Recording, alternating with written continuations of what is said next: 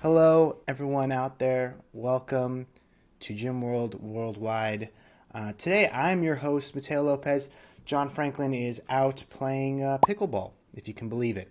I think you can believe it. Okay. We've talked about pickleball quite a few times on the show, and he's a big fan. I'm a big fan. Mark, maybe a new fan. Who's Never to played say? it. I want to. And then we're here. We're here again with our old friend, we all know and love, Mark Fisher of Mark Fisher Fitness. あの準備はいいマーク・フィッシャーの時間だよ OK, let's go! So, yeah, for those of you who need a translation, it says, get ready, it's Mark Fisher time, okay, let's go. And I think that's pretty apropos yeah. for today. So, today, everyone, we're actually going to dive in deep.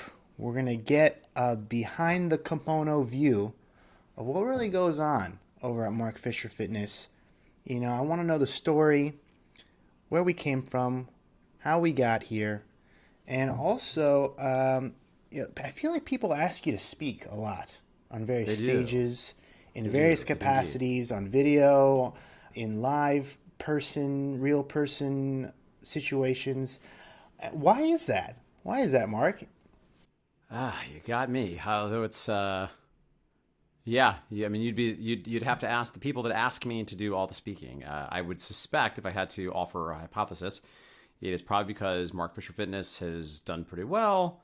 I think the brand is very unusual in the event that anyone listening has not come across us. There's many things you will not be able to unsee should you go down the old Insta rabbit hole. And third, I try to share things that I think are valuable for gym owners with my experience as a gym owner. And maybe a fourth is having a background as a professional actor. I think I comport myself well when I have the opportunity to say words. I try to provide some entertainment and laughs alongside hopefully valuable things that people can do to get better results. I mean, I think that's precisely it. I didn't actually mean for you to answer the question. I was going to say that was well, we got rhetorical. that part out. Okay. I'll tell you why. I'll tell you why people Okay. ask him all the time. It's because he's just so darn successful. His gym is very successful. His gym is very unique. It's uniquely successful. And yeah, Mark he's a former actor, so he's a wordsmith, way with words that I think allows him to get his ideas out there in a way that people can really learn from and take action on. So that's what I hope to do today. I hope to have you talk a lot more about the gym and share some of your knowledge and your wisdom. So I guess to start us off, what is Mark Fisher Fitness? What is it? Because, yeah, we have you on who say this is Mark Fisher Fitness, and I don't think we've actually told anyone. I mean, unless they're true. fans of you already or followed. So what is, it's a gym. What kind of gym? What is it? Where is it? Tell me a little bit about it. Well, it's a weird gym. It's a gym in Midtown Manhattan. Although, oddly, and this may be a thing we spent some time talking about today, confusing to everyone, including me, hundreds of our members are still only online doing Zoom workouts, which you thought ended in August of 2020. That's not true for Mark Fisher Fitness, but I think perhaps us alone, that is maybe the most unicorn thing about us. Having said that, we do have a physical location in Midtown Manhattan. We were born out of my prior career where I was a trainer and made a name for myself in the Broadway community. I also was always found myself drawn to, I think, a strange swirl, soft serve ice cream cone of philosophy, psychology, fitness, stand-up comedy, madness. And that, I think, is a lot of what gave birth to MFF. So because many of our clients, particularly in the beginning, were friends of mine and Broadway individuals, it wound up being this palette that I could paint and sort of create fitness experiences for people that integrate all that together. Now, admittedly, the full disclosure is I think that was probably true in the very beginning, but we're 11 years in. I myself haven't coached any classes in probably going on 5 years at this point. So other people have come in as well. I think the final thing I'll share just to orient people to the world of MFF is the tagline is ridiculous humans, serious fitness. And that has very much been our bent from day one. We really pride ourselves on offering evidence-based best practices like good training, good coaching, good program design, good understanding of behavior change, good understanding of nutrition, but we're just delivering in a very unusual way that is accessible to the people that we work with. We sort of pride ourselves on being a gym for people that don't like gyms. And having been a former Broadway actor, being in Midtown Manhattan, it's also, I think, relevant to this conversation. It is a very queer affirming place. And I would say, like, on balance, the vast majority of our members are either queer identifying men or women, some of whom identify as straight people. But yeah, that's, I think, a high level overview, and happy to answer more questions we think are relevant for people to know what the hell they're getting into this hour. Yeah, I mean, I think that's a great place to start. I remember when I first met you and went to the gym, it was really eye-opening experience and a really memorable experience because I remember walking in, you know, the layout and the design, the colors, the paint, the logos, right? The logo's a unicorn. And then, Yes. you know, in your early marketing materials back then, you know, I guess it was probably like 6 years ago at this point, lots of unicorns, lots of funny costumes, lots of coaches, partially nude, you know, Sometimes that just happens, great yes. fun. Yes. Yeah. And I remember thinking, well, this is great to grab attention. And then being pleasantly surprised when I walked in and actually saw what was happening. It was people doing deadlifts. It was people doing presses. It was people doing strength training. It was people doing, as you say, serious fitness for ridiculous humans.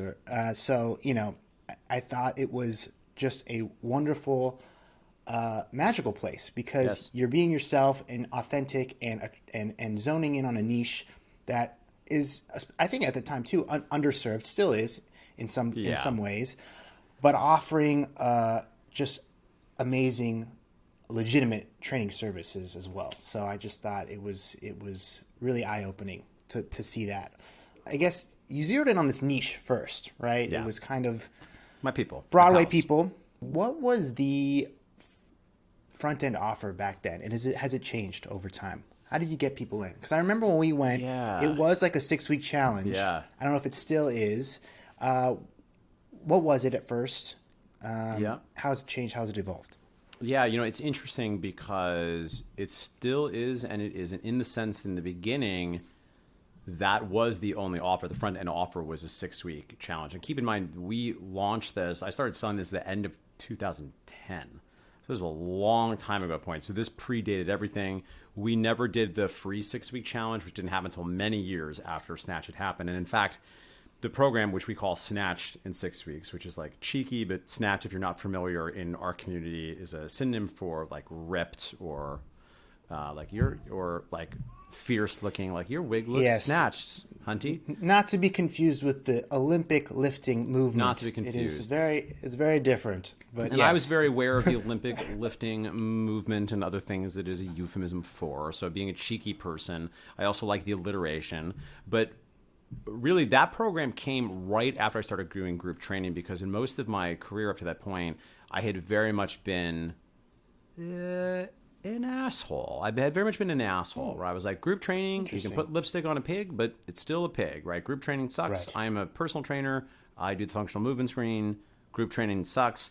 And then I started doing group training. I was like, whoa, okay, this is a whole different thing. And you can also still coach people, but you have to coach them. You have to, it's hard. You walk around the room, but you also get this group flow effect. There's this communitas. Also, I can make jokes to the room, so it has a performance element that for me was a very nice fit.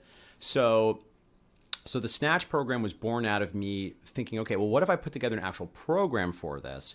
Because I noticed, particularly at that time, a lot of my friends were doing Beachbody, and I very much was going through my angry young man phase, and I was the greatest trainer in the world at the time, so I was very offended that everyone's following muscle confusion principle, which, if you understand human physiology, of course, it's ridiculous, right? You need specific adaptations to impose demands. So I put together this program, and that was kind of the birth of Mark Fisher Fitness. And within literally 6 months, things just really kind of caught fire. My business partner, Michael Keither, who I always call my non-sexual life partner, who'd been a very good friend of mine since we were in high school, watched what I was doing from afar. And even at the time, I was doing nascent email marketing, because I was essentially I was such a student of the game that I was already modeling what I was seeing happening with online internet training, even though I was brick and mortar, because I was following a lot of online people, even though that was barely before that was a thing, right? People weren't selling monthly coaching. They were doing launches where they'd sell a PDF for $97, which now is hilarious. But young listeners, this was a thing back in the old days. And Michael watched what was happening, and he joined me, and very briefly we decided, okay, well, what if we let's just get a space, let's hire some trainers. I'll tell my agent I'm not auditioning anymore. Who cares? Let's just do it. I don't have any money anyway, whatever. Let's just dump all my money into this. You put your furniture in it. Let's quit our jobs. Let's light everything on fire. Who cares? What do we got to lose? Nothing. And that program, Snatched in 6 weeks, we still offer. Years later, we still run 5 sessions per year. Admittedly, it's not as many people participate, I think, in a given round. We've done rounds as many of 200 people, but even now we'll have over 100 people per round do it. Now, the challenges of front-end offer is twofold. One, particularly at this point, because now I actually charge, reasonably, it's a $1,200 product, right? So, you do the math, it's a great revenue stream, but the downside is, one, that's a lot of buy-in unless the people are very well bought in, right? So because it's not the free offer, people are not buying Snatch off a Facebook ad. They're either a former member, and that's another thing that might be interesting to jam on about the way the business really changes 10 years in, because at this point, we've had over 6,000 members, right? So a high percentage of people now, it's people coming and going. I mean, we find new people, of course, but many of our members that do Snatch or join it for memberships are people that have been a member at some point over the past 12 years. So the other downside about Snatch, of course, as a front-end offer is it's cohort-based, which means we only do it 5 times per year. So we have experimented with other low barrier offers over the year. And I think that's an art. If you run a gym, you're always balancing, okay, well, what is the widest funnel I can create that's the lowest possible barrier that gets the most people, but requires so much capacity to follow up with everyone? Or on the other end, you can go, what we actually did hilariously, which I don't recommend. I don't think this was a particularly successful experiment, but I think we had an 18-month period where we didn't even have a low barrier offer at all. We just sold memberships, right? You can sign up for a year. If you don't like it, let us know. We'll let you out of your contract, which is not the most compelling thing. I wouldn't recommend that to listeners, but so there's usually Snatch with some other more accessible, truly low barrier offer as opposed to a more premium front end offer. I want to just talk about it a little bit more because I just recently saw this ad on my feed by some new gym guru coaching program I hadn't heard of, and the ad was just 6-week challenges. You don't have to do that anymore. I've got 10 other offers that are killing it in my community. Click here to find out. And I'm just I'm thinking about this, and I was like, Mark's ran this challenge and still does. He just didn't call it that. He called it Snatched. Yeah. He was able to charge a lot more for it, and still does it to this day. So let's go into a little bit about the actual delivery, because I think that was also unique, seeing it for the first time. It was a tiny space. People restricted to a yoga mat. Yes. And you're packing in people in a room the size of smaller than my living room, and you're still able to charge a premium for this. So, can you tell me a little bit about what was actually in the delivery and what you charged and how many people you would get cycling through a cohort, and how you made the experience premium? Because I remember this big booklet that people got. It was printed out. It was 60 pages, So tell me a little bit more about that. Yeah, so the delivery, the core of it is 3 progressive bodyweight kettlebell classes per week over 6 weeks. And it's really designed like a curriculum. So it really is 18 sequential classes. Each week you introduce a new movement. The first 1 to 3 classes are almost function more as a workshop, which can be a little controversial when someone comes in, they've got a background, they don't want to go slow. Our ethos from day one, I think largely inspired by dance. A sentiment for dancers is that you're never too good to take bar, right? So I always felt comfortable being all right, if you're too good for this, I guess you don't train here. I guess you should go somewhere else and go hurt yourself, which is not the most charitable way of putting it, but I feel comfortable with the fact that you can get a lot of value out of this and that most people have room to improve their technique. And I might offer, just from a movement training perspective, that in practice, probably everybody would benefit from at least some times of year where you really ramp down volume, loading, etc., and just go back to understanding, okay, am I actually creating movement in ways that are leveraging the joints in neutral positions and mostly relying on muscles instead of hanging on my joints and ligaments, but leaving the training nerdery aside. So you have the 3 classes per week. You have daily educational emails, and this is the thing that's sort of interesting too. I kind of did on the whim the first time, and they've now been edited at least once a year for many, many years now. But essentially, part of the promise is we're going to teach you what you need to know. I can't make you a trainer, but I can make you your own quote unquote health and hotness guru. I'm going to teach you what you need to know. So we're going to talk about everything from how soft tissue works, how one might integrate breathing drills into your training, why we tend to prefer strength training over cardio, even when the goal is fat loss, which is always interesting to people, intermittent fasting, what's the deal with organics, et cetera, et cetera. So it's a pretty robust education. Now, admittedly, not everyone reads all the emails, obviously, but I think a lot of people do, and I think that's been a very valuable part of it.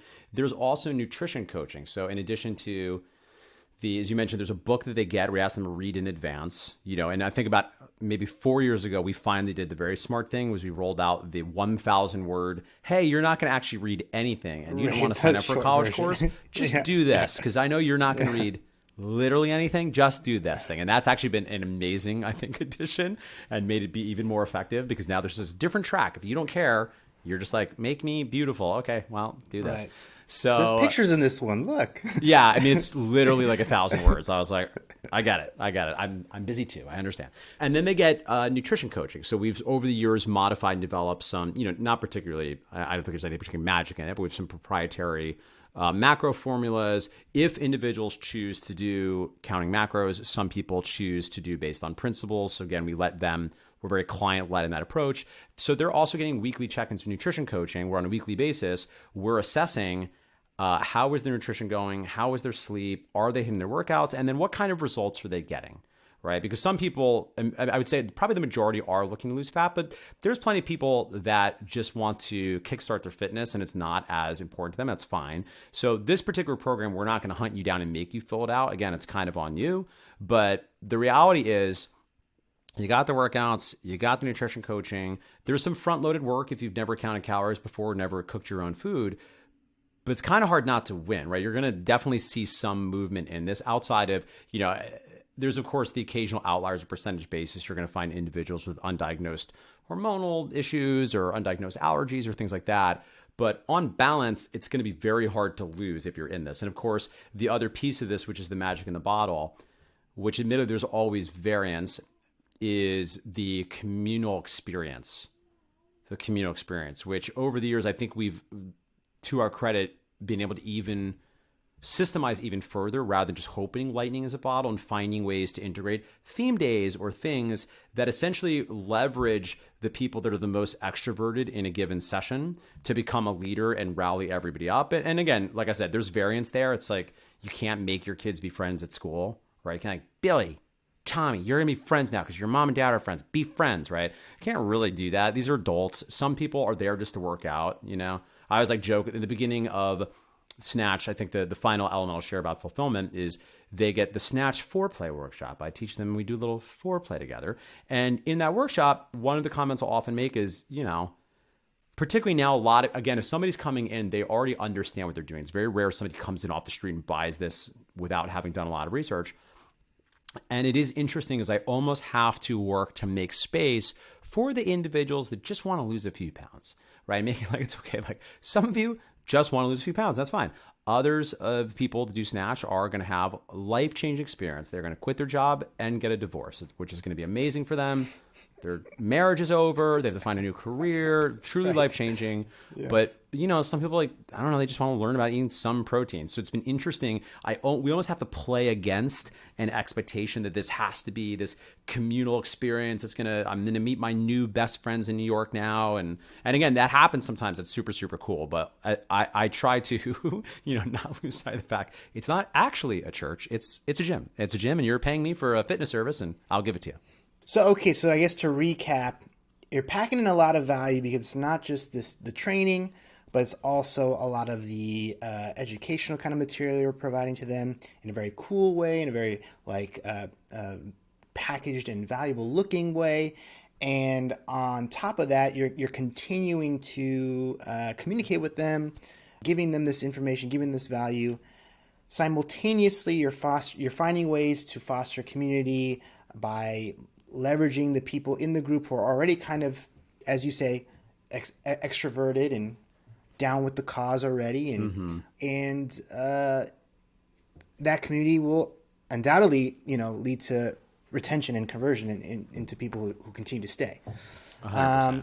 And then the nutrition, right? So lots of nutrition nuggets Yes. as well. And that's really, as we all know, where you're going to see the most efficient kind of weight loss and body comp gains. 100%. And so if you can provide that, they can see some results quickly, boom, you're able to charge more for it.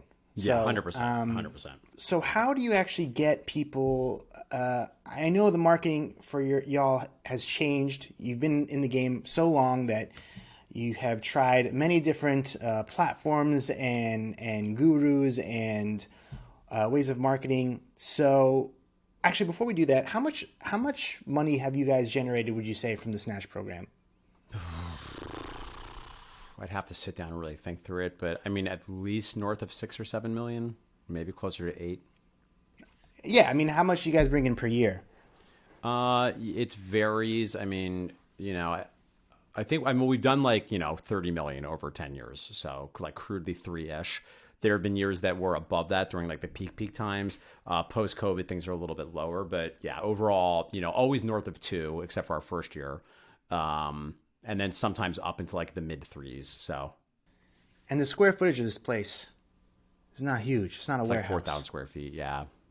Yeah. Not a lot of space. And so how do you attract new clients now? I know you've been around so long, you're able to tap into your alumni group and you can continue to reach out and get Yes. people there. But for getting in new blood, what is the offer now? And what's kind of the conversion pathway into long-term memberships? We've played with a few different 28-day, 21-day. I have tended to bias towards a lowish barrier offer, but not the lowest barrier offer. So tend to be like a paid trial. So either, $99 for 28 days. We've been running one $49 for 21 days for, I guess, about a year at this point. And we've only now switched it out. So current what we're testing, and this is still like very, very early innings, so I don't have a lot of data on this yet, is moving towards a free class. And again, obviously the free class, you're going to have a bigger funnel now, but you're also going to get more tire kickers. What I like about that and what has inspired me to make that move is we actually have, hilariously, the same $49 21-day challenge, but now we just charge $149 because, and we might even increase the rates because my sense is there's a lot of value there. Like it's a still pretty good program. You're still getting a decent amount of training. And now you're having a conversation with someone, right? Whereas if you're looking to sell a low barrier offer off a Facebook ad or off a website and they don't know you from Adam, that's why $49, $99. I see people sometimes will, mess with the $150. I think it gets harder for people to buy at that price point off of a website. They want to have a conversation first. So the free class functions mostly as bait to get them into a conversation, right? Because we're going to book their class, very Orange Theory, like we'll get a credit card to book because we're reservation based. And then we set up a call the next day and we're pretty transparent. We're like, look, we want you to have a great class. Want you to stick around, love us. If you love us, we can chat more about what other options are to keep the party going. If you do it and you hate us, just shoot me back because I'm a person. I got things to do. So just let me know you're not going to come or if I can help you find another place, no harm, no foul. So we try to be very no pressure-y about what happens next, even though we follow up very aggressively to kind of get the individuals in there.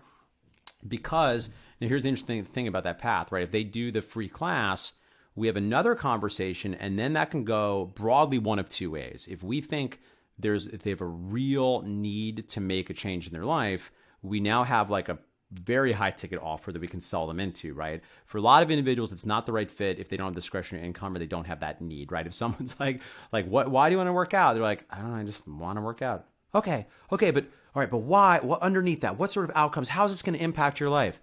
I don't know. I just want to work out. Like, okay. Probably don't want to do the $5,000 program, right? You want to do workouts. Right. I get it. Got it.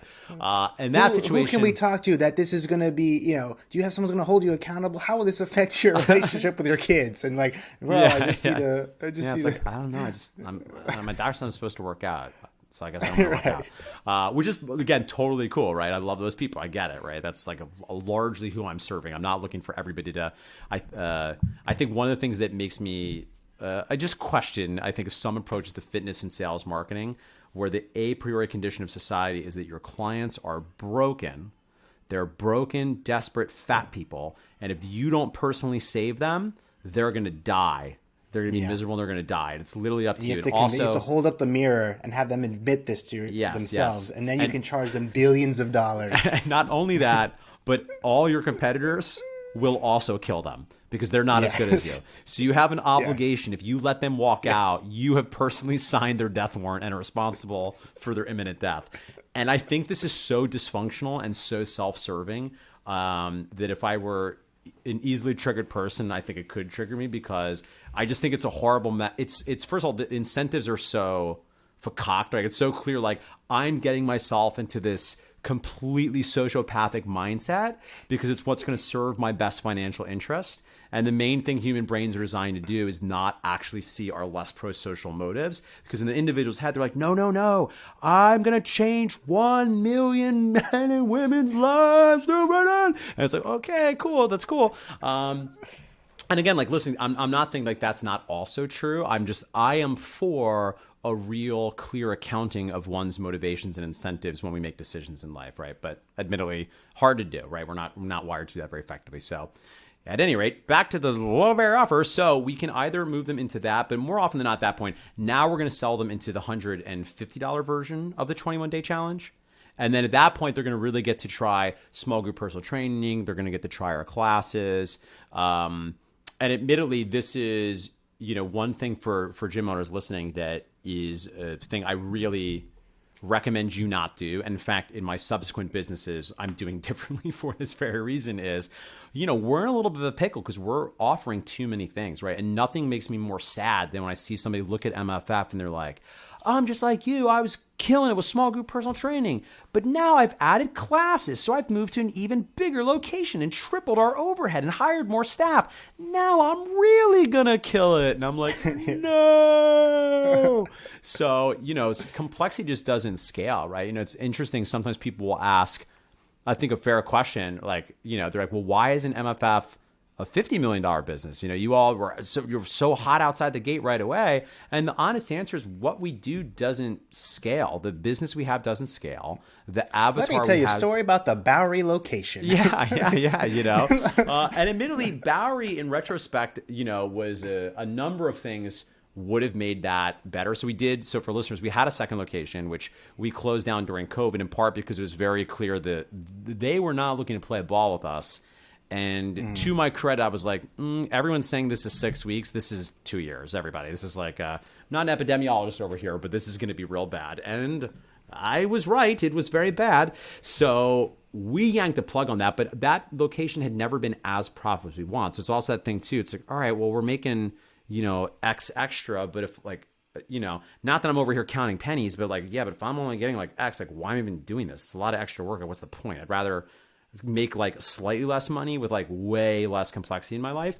And I think that's the conversation too when you're thinking about, do you add or not add revenue streams, right? Because that's been the hardest thing about MFF. And as we look towards expansion at this point, and this has been an interesting thing too, and a little bit of a challenge, even with the team, and I think they're like on board and they really understand, it's going to be smaller footprint locations because we do want to open up more locations. But at this point, I'm going to do small group training. I'm going to get 1,500 square feet, and there's going to be a high ticket add-on option. Or you can do 2 or 3 small group personal training per week. But here's the thing. If you look at what MFF has been, the thing that's going to be a little bit jarring, I'm going to need a very different kind of person to run that location than we've had at MFF, where MFF has been a party. At times, we've had over 20 people on the team. We have 4 locations going, 4 classrooms or small group training sessions all happening at once. So literally there's over 100 people coming or going at the same time as like a 6:30 session moves into a 7:30 session. Well, the type of person that loves and thrives in that environment is probably not going to be the person that I'm going to be going to have a great time if I'm in a location where they're the morning trainer and they will never see anyone ever. They will once per week, they'll see the other trainer and whoever is like the halftime GM of that location. But that's how those lean models work really, really well. So, I think a thing I would ask owners to think through is, as much as I love MFF, like my biggest takeaway from you is it's like, and understand, I'm not complaining, right? So maybe I'll qualify quickly. I love MFF. It would be disingenuous to say I've not made a lot of money over the years and more probably than most other people doing what we do, right? So this is not me saying woe is me at all. But if I got my consultant hat on, I'm going to say that the complexity that MFF has is not something that I would suggest that you model. And of course, it depends a little bit on your personal goals and lifestyle design. But even if you're just looking to, have the easiest to run business with the best possible margins, you have to be, MFF has succeeded almost in spite of itself, right? It's like freakishly successful because there were just a lot of things that went right. There were a lot of great trainers, the right market, the right time. MFF is kind of like the bodybuilder that is dumb training, but they're so genetically gifted and they're doing so much juice that it's still like winning bodybuilding competitions. So you don't want to look at that bodybuilder and be like, oh, I should do like an entire arm day. I'm just going to do 30 sets of biceps and then I too will be totally jacked. It's like, no, that bodybuilder, they had some things going on. That's a freakish thing. You're not going to replicate that exactly. Yeah. So at any rate, so that's some things to think about, gym owner friends. Well, but I think some things that, yes, the gym, as you said, a lot of unique things going into its success and things that would be tough to kind of replicate. I do think some things that people could learn from is the follow-up process you guys have when you are doing sales. Yeah. So you have this front-end offer, this low barrier offer, it sounds like. I know before the pandemic you were doing this too. So let's say you get someone cold. They see the offer. It's either a free thing or it's a very cheap thing. What do you do next? How do you actually get them to come in and get them sold? Yeah, so that is a thing that right now we definitely do very, very well. I'll say candidly, digital leads are really not what they were. And I'm having an entire conversation about, is the effort for the handful of additional members I get even worth all the effort we're putting into right now? And that's gym owners. I'm not saying you should stop doing paid digital marketing. But what I will say is regardless of how they get into the funnel, our team are assassins. So you're going to get an automated text message as soon as you opt in. You're going to get an automated email, and you're going to get a phone call optimally within a couple of minutes. Now, we don't always do that. We find that a massive percentage of people tend to opt in late night.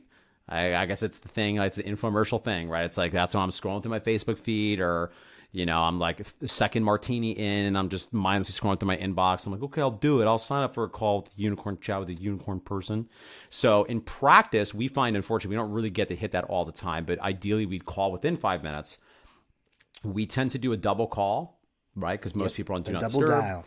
The double dial. And then if we get them early in the day, we'll do one more call later in the day, right? And this is the art because you both want to be persistent, but I do think you want to be human and not be too high pressure-y. So the vibe is very much like, hey, it's me, just calling you again. Thought I would check you. I know I didn't catch you before or after you opted in. So, and then we're always also letting them know, okay, I'll be in touch. I'll call you back again tomorrow or whatever, right?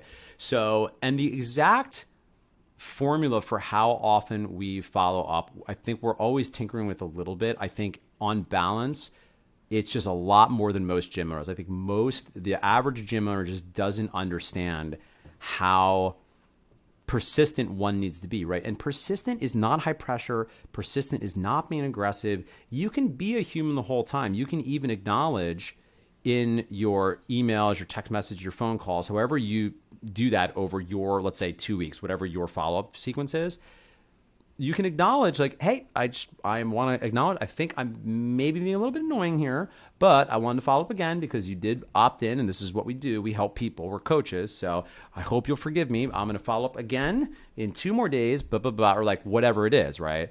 And I think that just has to happen because I think the mindset shift that needs to happen for a lot of gym owners and I understand because we've all experienced annoying high pressure sales, but they opted in. Is the thing. It's like they gave you their phone number and email. I would say that, if you're buying a list and you're just cold spamming and calling people, okay, that's crappy. It's probably very annoying and you're probably lighting the world on fire. But I think there is a way to be tenacious and persistent that is not annoying, that is not aggressive, and is not high pressure-y. Because also the whole time you're also always giving them out. At any moment they can say, hey, I'm actually not interested, and like that's fine. And then we're obviously going to let that be, and that's a totally valid thing for them to want. So that is definitely the way that we've moved. And I think, some other pro tips within there that I do think are important are, I'm not sure that there's one magical formula for this. And Lord knows I've thought about this, and I'm very fortunate because of between MFF and between the consulting and between just having pals, I'm privy to behind the scenes of most of the more successful gyms.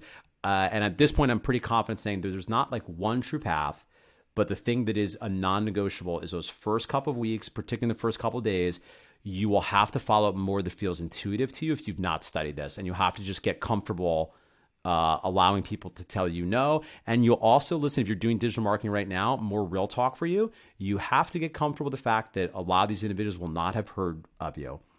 It's not ideal. It's not perfect with the new iOS changes. And everybody either is like, Facebook sucks, or like if you have a digital marketing agency, you're like, my agency sucks. And that's possible. Many of those agencies do in fact suck, but it's also because of the iOS updates and because of there is less friction now because everyone's using lead forms, and I hope we're not getting like too in the weeds here for the owners listening. But if you're doing ads, like you just have to expect that's going to be the case, and you have to develop the intestinal fortitude to make that be okay. And you also have to probably rely on other things than digital marketing, right? I am less enamored of digital marketing than I have ever been. I think there's other valuable things that most gym owners should be doing because it's a lot harder than it was. But if you really want every pull in the water, because you don't want to rely on just one form of marketing, I do think you probably need to have some digital strategy as part of how you're driving leads to your business. 100%. So let's say, because is it always a try? Is it always a free thing, or sometimes it's a paid trial? Like you call it a trial. If historically called it a trial, but they have to pay for it, right? Usually. Yeah, it's depended over the time. We tend to internally we'll use the word trial. We do tend to brand it. So, for a long time, it was like Ninja Academy, or like recently It's been the Unicorn Kickstart Challenge. So externally, we don't refer to it as a trial because we want to package it as a compelling, high-value program in of itself, though in practice, it is a trial. But just externally, we tend to not use that term for that very reason. And again, we're pretty transparent about that too. It's like, this is X value, again, for X price. Why are you doing this? You might be asking. Well, because we hope you'll sign up and become a member, but we think you deserve the right to try us out because, I don't know, maybe you'll hate our guts, et cetera, et cetera. So historically, it has been paid in a vacuum. And this is, speaking with a little bit broader brush, and I'd be curious for your hot take on this, Matteo. I think another distinction that is maybe not always addressed in a lot of the fitness business guru, thought leader, industrial complex is class-based volume models and small group personal training / personal training. They're kind of different animals. They're like different unit economics. They're different beasts. And MFF, for all its complexity, the one advantage I have is, well, if I'm looking to help someone, the good news is whatever your business is, I have one of those too, unfortunately. So the class-based model in a vacuum, by definition bears more volume. So I tend to bias a free model for the class base. For small group personal training, I tend to prefer some kind of paid trial, but the reality is that anything that's free is always the sexiest thing. So these days, I know you all tend to use book a free intro. I love that. We're currently experimenting with a free workout. We might move over to the free intro too, because the only challenge with the free workout is sometimes we're like, I don't want to talk to you. I just want a free workout. Which, to be fair, that's what you signed up for. I can understand. Yes. You're like, I don't want to talk to you. I did put that on the ad. That's true. Yeah. It's like, I get it. You get that. Yeah. So, you don't want to get in this like adversarial thing. It's like, well, I know you said free, but really you're paying with your time. Like this, I'm holding it hostage until you talk to me and tell me why you hate your life. Right. Again, not that we do that, and that's I think a whole interesting conversation, which we've already touched on a little bit. But the ethics of, are you to hell if you don't, or to heaven if you do, and probably a place for both, but I wish more people thought ethically about that and about the impact they have on other people, but I digress. And so it's this offer. They're not buying it off the page, right? They're opting in still. Yeah. So one thing that I tend to always prefer is in all situations, I like to gate with a contact capture, because people are going to lose their nerve, right? They're going to abandon the cart. So And we've experimented with both. And in fact, I think at Current, we're experimenting with not gating access to the booking page in hopes that, okay, well, there's less friction, so maybe they'll just go right to booking. But in a vacuum, if I had to choose, I always like to get name, phone number, and email first. I think today's day and age, most of us understand that you really got to get the phone number. It's a text thing. Right. So yeah, is your going to conversion go down a little bit? Maybe. But how qualified are they really to be a member if they're not going to give you a phone number? So they're probably not qualified. So whether it is en route to a checkout page for a paid offer, or if it's en route to book a call, which is the first step for a free offer, in almost all situations, I'm going to want to get name, phone number, and email first, because also long term, assuming, particularly when you're talking cold ads, we're not looking to 80% of these people are going to be members right now, but because we also have a very strong email marketing game, I'm gonna court you long term. I'm gonna nurture you. So there's going to be people sometimes that they just need to read your emails for 10 years. That does happen. Where it's like 10 years later, they're like, today's the day. I'm going to finally sign up. I want to come back to that in 1 second. But yeah, so they're inquiring, they're opting in. You've mentioned once they do opt in, your team is on them, following up consistently. Yes. But they're being nice about it, and they're being kind of not meta, but self-aware. I know I've bugged you a couple of times, and I'm sorry about that. But you did opt in, and so just let me know. If you don't want to talk to me, it's fine. Just let me know, and if you do, come on in. So then they come on in. They come on in. What happens at that point? So at this point with the current offer, now we're just going to set up this first quick call and get you booked into a class, right? Because that's the first thing that we're offering now in this situation. And again, we're going to get your credit card. We're going to get you set for a class. We're going to make sure. And on this call, you're also framing it, right? You're like saying this. You're setting the expectations. And I wanted to you mentioned it before. I want to reemphasize this. You're setting the expectations. Like, you've opted in this thing. I'm getting you booked in for this free thing, or this trial class, or this program. And this is a trial, or this is like a tester thing for you. But also, like, I am going to maybe sell you at the end of it. But it's just be prepared for that. And it's cool, because if you like it, it shouldn't be a big deal. If you don't, it's not a big deal either. You just leave. So you're kind of setting expectations on this kind of booking stage. Yes. And again, I'm not sure the exact script right now, because Emily and Nathaniel, our team, are always playing with it. But the gist is literally something that explicit, like, and then if you like it, I'm going to try to get you to pull out your credit card and give us money so you become a member, right? And like, we'll maybe joke about it, but I just feel like that's kind of my whole thing to like business in general. It's just like, I don't know, just like be a human. Just like, you're having trouble with your employee, I don't know, just be a human. Let them know your feelings were hurt when they said that thing. Have a conversation about it. Or you got mad about it. Like, just like be human, which is hard, right? Because again, the incentives get in. I want you, and I want to be human, but I want you to do this thing so I get this X result. So we're very transparent about that. And the whole time we're trying to make it okay if it's not, if it's not the fit. I get it. I want you to find the good, because that's also true. I want you to have a good experience with us, whether you stick around or not, one. And number two, like globally, I want you to find a good fitness thing that you're pumped about. I want your life to be better. And I want to be a part of making your life better, even if it's clearly identifying that the unicorn gym is not the place. Also fine. Yeah, I didn't get a chance to try it, because by the time I learned about this, I feel like I talked to someone on your team. I was out of the gym game, but yeah, I was always very intrigued by the candidness of kind of the booking and sales kind of call once you get them on the phone. And I think it probably does a lot to help with your conversions down the line. So now they have talked to your sales staff. They've admitted to the prospect that I am going to ask you for money later on. Yes. So be ready for that. Yes. They go in. They have an awesome time for their class.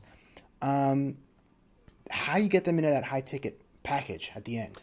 Yeah. So, and in full disclosures, we're still baking this out. Right now. I'm not sure we've really are excited yet about what this is. Or even just a long term, or even just how do you convert them into just the long term package? Yep.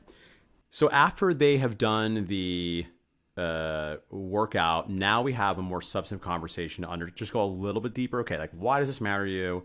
Let's understand what's gone the way of the past. Like, why, if you have these goals, you're not here. Why not? What's been the issue to date, right? And this is very important. This is, again, sales one-on-one, but this is, I think, a good either reminder, or if you've not thought about this, what I want you to understand is the sales process is largely about understanding what is B, what is A, right? Where they're at right now, why haven't they gotten from A to B?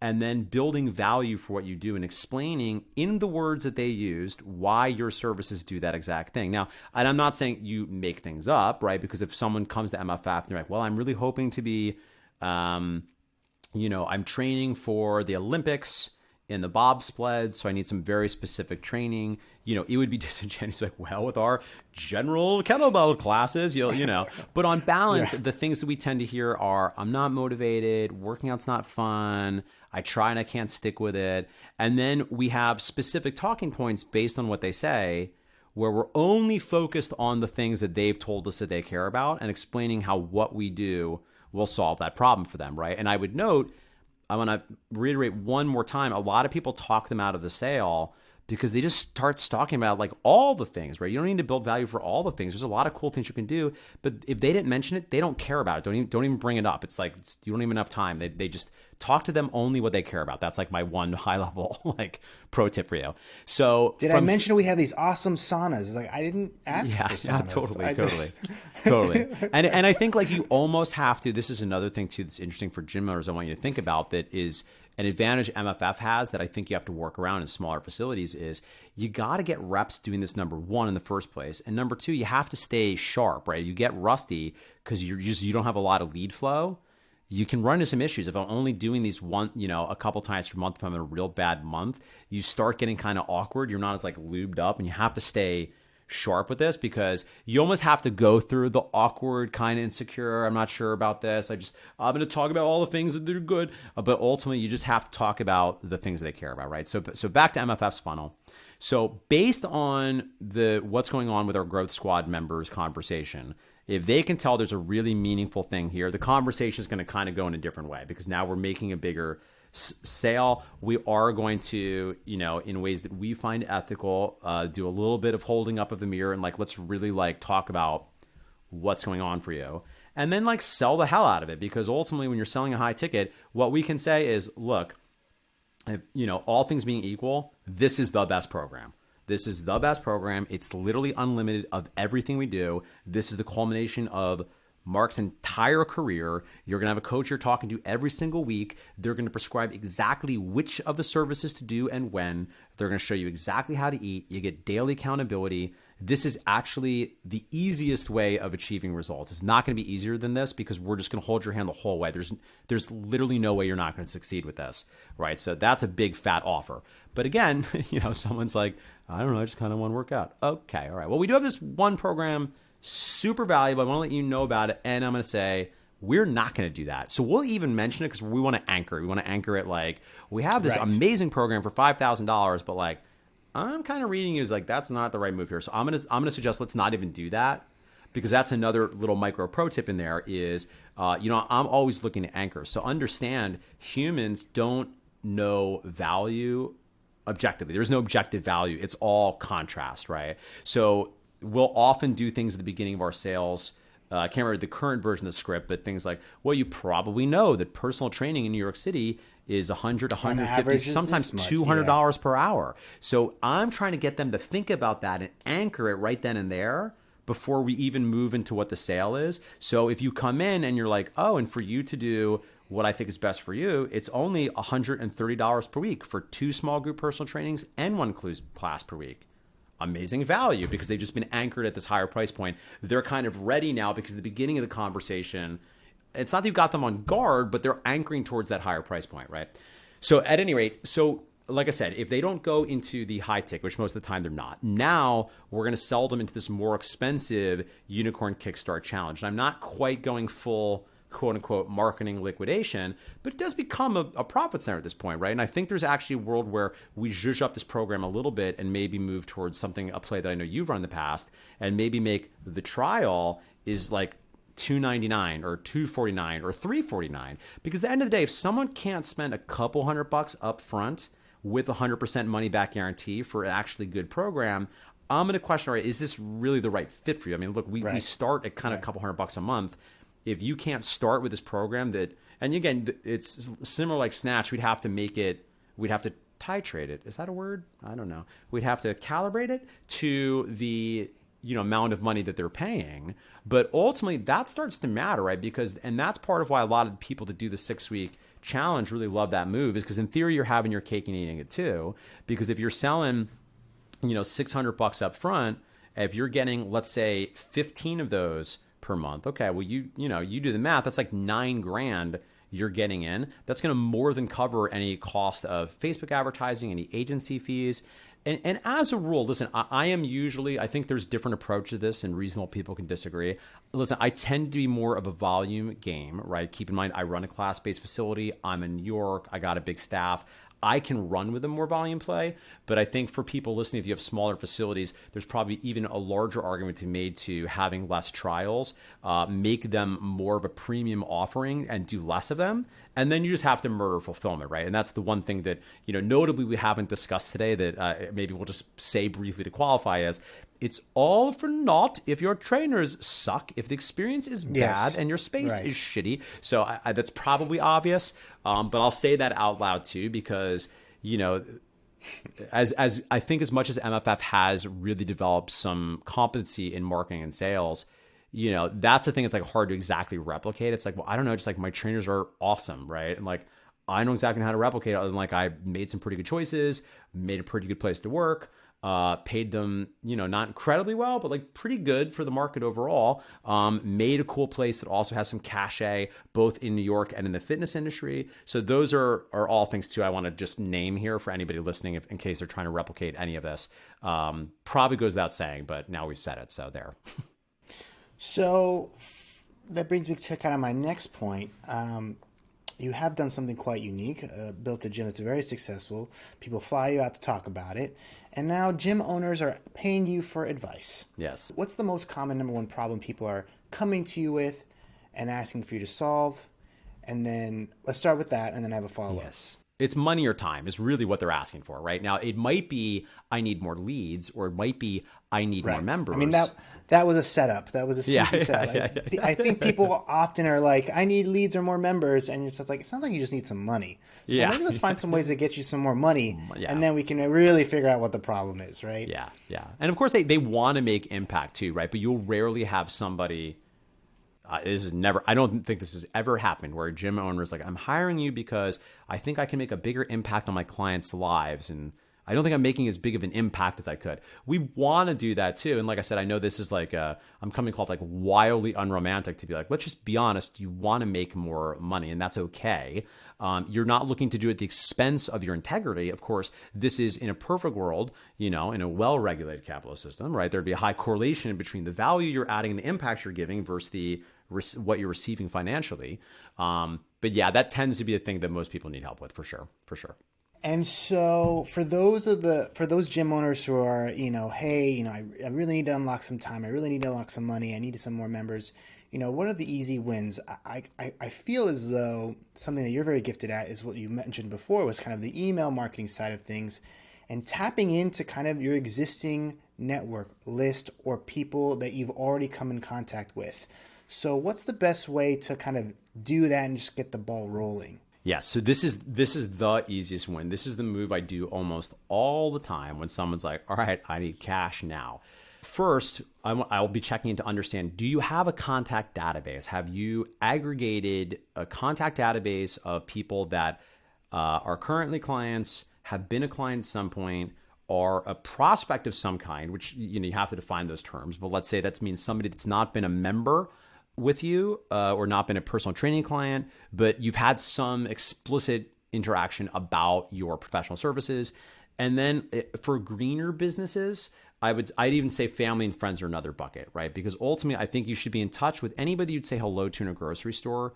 You probably want to be in touch with, understanding that your family and friends are not necessarily going to be clients per se, but they're going to be supporters of what you do. And a lot of the role of like marketing, that very top tier, right? Again, marketing is about, they know you exist, then over time they like you and trust you, and then they hire you, is how do you obliterate obscurity? How do people just remind people that you exist? Because another challenge will happen a lot of times we'll start working with someone, they haven't really even let people that they're very good friends with know they have this thing. They feel weird. They feel like it's self-promoting. I don't want to let you know, I don't want to bother them. Yeah, but it's like if they don't know you have a gym, they might, if not them personally, have friends that are asking for help that they would love to refer to you because they know you and they already like and trust you as a human being. So I think that's definitely a place that we start with. Now, if you're looking for a gym that's maybe got that in place already, or maybe you've taken a moment to get that in place, and this is gangbusters if you've been around for a while and if you have any kind of like group training concept, is just a lapsed client campaign. We call them lapsed ninjas at MFF because there's no such thing as a former ninja. There's only a temporarily lapsed ninja. You'll come back into my arms. You'll be back. You'll be back. Have fun at Barry's in the meantime. No, but yeah, but oftentimes that's the move. And again, that looks different based on the side of the business. This might be a segmented email campaign. This might be some individual phone call follow-up. This might be some individual text messages. This might be some mass text messages, but making some super compelling offer that give people reason to take action now. So it's both got to be a compelling offer and it's got to have a deadline of some kind. They have to take action. Oftentimes, you know, even with a modest training gym, or let's say you're a personal trainer, okay, well, if you've got 12 clients, if you add 3 clients, like, holy crap, like if you get a couple people back in the fold, that's a big deal. So this will tend to scale to the size of your business anyway, right? Whereas if you have, let's say you have 125 people doing some kind of class-based concept and you have, you know, 50 former members, you know, even if you pick up 5, okay, maybe that's not changing the game, but even so, if you're just 5 clients overnight, that's immediately going to have more cash in the door. And to your point, these are already people that have already worked with you. You're not having to spend money to get new leads. You're not having to do joint ventures and all those things. You should do those too. I'm not saying you shouldn't do them, but that I think is the easiest money in your pockets. And what if I'm a gym owner and I'm like, but Mark, I don't know how to read and write. How do I do that? How do I send that perfectly crafted email to my lapsed clients and my alumni to get them to pay me some money? Do you have any tips and tricks for that email sequence, getting that first email out there? And then let's say I do it, how do I keep this momentum? Yep. So I think to the first question, and I do think there's a conversation to be had here, right? Because I am a big fan of email marketing. I note that most people that really push email marketing on gyms happen to also really like email marketing and like writing. Oftentimes I would note, and this is the circle of mirrors, my listeners, I'd love for you to be very thoughtful and consider this, because they have built a large business selling to gym owners, which is a very different kind of business than selling to clients. And they've leveraged email marketing there because by definition, that is very much about the IP, way more so I think than just like fitness concept, right? So I'm not saying that there's not overlap or you shouldn't do both, but I want to highlight for you as we continue to play this game where you are always asking, not because you think people are disingenuous assholes, but you're asking, what is their incentive behind them saying this thing, right? What biases might be in play here for this worldview? So if you hate to writing, your point, gym gurus who, you know, it is about ideas. It's about tactics, strategies, ideas, things I've done before that I want to share with you. Yeah. There's a part of that with, you know, training athletes as well. Right? There's fitness exercises, ways to eat. Of course, there's knowledge there, but yes, it is a different kind of thing you're selling and 100%. trying to get into people's hands. And it's also a different market, right? Because I'll do just a brief aside here. You'll note that the people that do this the best in the entire industry, that they market actual educational content on fitness to really scale a business, is Cressy Sports Performance. But keep in mind, uniquely, Cressy Sports Performance does not have geographic limitations because they're dealing with Major League Baseball players that will move to Florida or will move to Hudson, or in some cases, they're already in Florida, which Eric very savvily decided to open up a satellite location in. So, of course, it works well for them. They can scale. They benefit from having a massive national audience. The gym owner industrial complex, you benefit from having a massive, even international audience, right? Whereas you have some constraints in your market.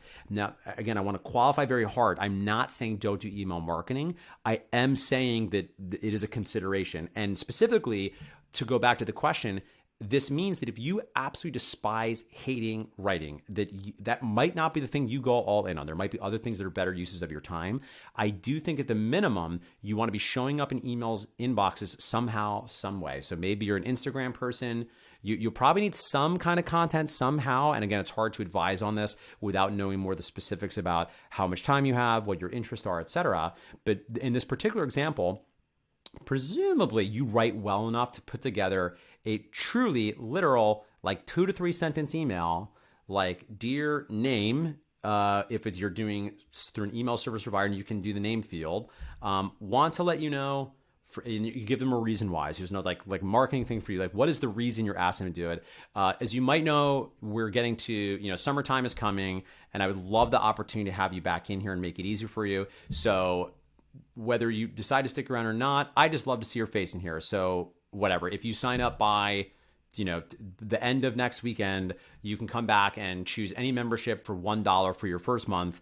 And I hope to see you around, and maybe you'll stick around, blah, blah, blah, blah, right? So it can truly be that simple. Remember, when in doubt, be human. Now, there is a little bit of an offering, which is to say that if your grammar truly is so bad, and this happens, right? Again, I want to make space for this. It does. I love you, my gym owners. I love you. Some of you were not like rocking out school, right? We can say that and be safe. It's cool. Like, I bet Mateo was probably also like a straight A student. Like, I'm a super nerd, right? You shoved me in the lockers. You made me feel bad, but ultimately we're going to heal together as we love each other and we support each other's greatness, right? So if you're like super, and I mean this like jokingly, but also like seriously, but also with love. If you're like Mr. Jock McGee and like you cannot understand subject, object, verb, rah, like, your other pro move, ChatGPT. I know it's weird, but it's really is that valuable. Literally go in ChatGPT and be like, ChatGPT, write me a 5-sentence email that I can send out to former members of my gym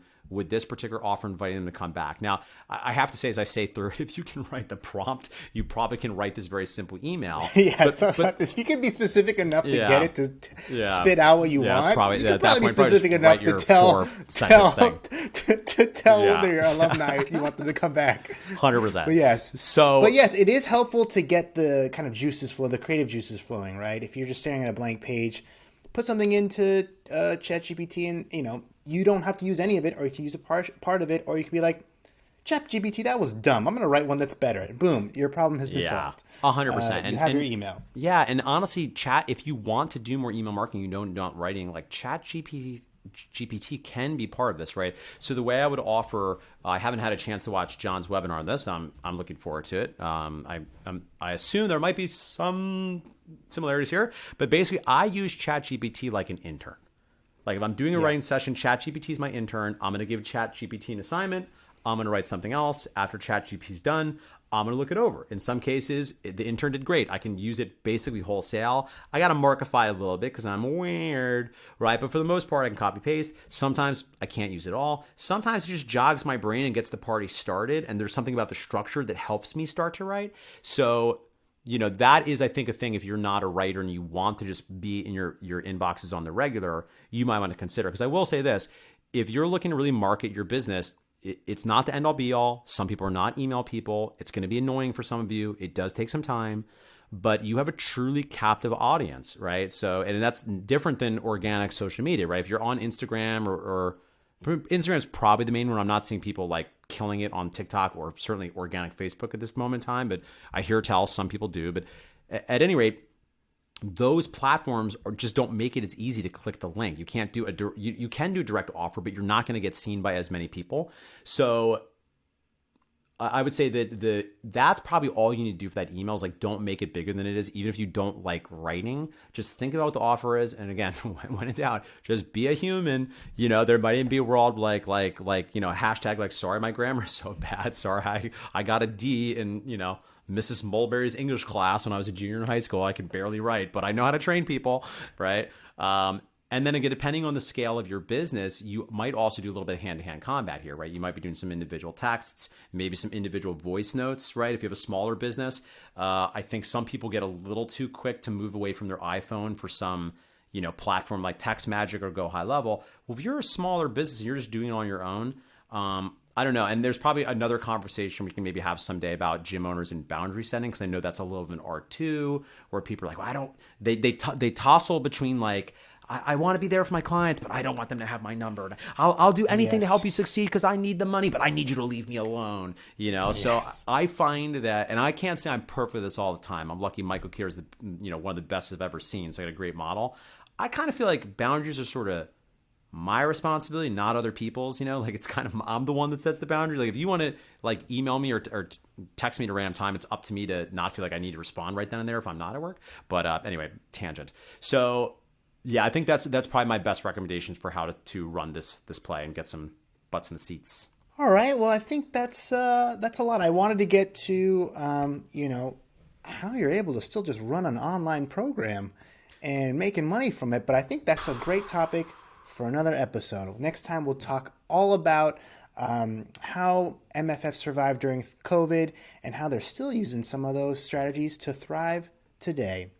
But to wrap it up, I think in summary, right, Mark has built an amazing gym and amazing fitness career, largely being himself, his authentic self, being a human, and also backing up what he's selling with an amazing service and offer and providing value. Has built a team that's able to communicate that to prospects effectively. Part of the way in which he's able to make sales, grow this gym that's been able to generate millions upon millions of dollars of revenue is, a follow-up strategy that's, human, but also consistent and persistent. And then once you're getting people in through your door with some kind of offer, whether it's a free offer, a trial offer, or even like a relatively, $100, $200 offer, you're then continuing to communicate with your clients, taking them through that intro journey, converting them on the back end. And if you don't love ads, if you don't love driving traffic and spending money, or if you just can't right now, there's other ways in which you can get to this place where Mark is at. One of them is just leveraging your existing prospect list, emailing them, again, with love, being your authentic self, speaking like a human, giving them something of value away for free or at a discount, some kind of offer, getting them in, selling them, using that money to unlock some time to then work on everything else you got to work on to make an amazing gym. Hang out with your kid. That's it. Or play with your baby. Or that too. Or play with your dog or your baby, or just go to the gym yourself. Or go to Burning Man. You could also go to Burning Man. There you go. There's all sorts of options. Well, thank you, Mark, for spreading your love and wisdom here today. That's it for Gym World Worldwide. We will see you next time. Bye-bye. Bye.